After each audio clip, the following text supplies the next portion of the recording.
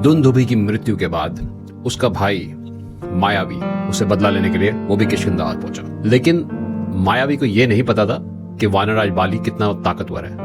अब जब बाली युद्ध के लिए बाहर आया तो वो वहां से भागा और बाली भी उसके पीछे भागा और इन दोनों के पीछे भागा सुग्रीव। भागते भागते मायावी राक्षस एक गुफा में घुस गया।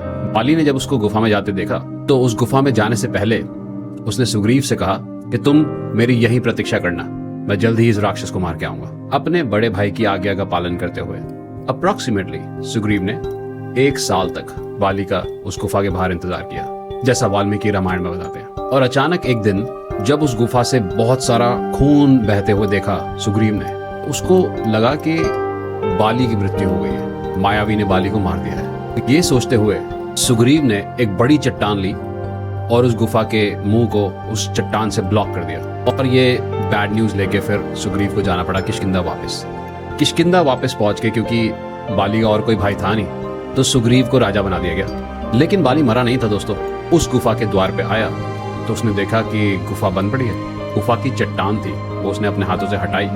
बाहर देखा तो उसका भाई था नहीं। बाली को कुछ ठीक नहीं लगा। अब वानरराज बाली पहुंचा वापस किष्किंधा। वहां जाके देखा कि सुग्रीव राजा बन गया है। उसका जो शक था उसको हो रहा था, वो यकीन में बदल गया कि सुग्रीव ने ये सोची समझी साजिश करी है। बिना उसकी बात सुने उस पे हमला बोल दिया।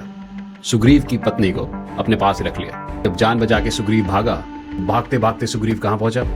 ऋष्यामुख पर्वत पे। और इस तरह उस समय सुग्रीव के प्राण बच गए। बाकी की कहानी नेक्स्ट वीडियो में। जय श्री राम। आरंभ है प्रचंड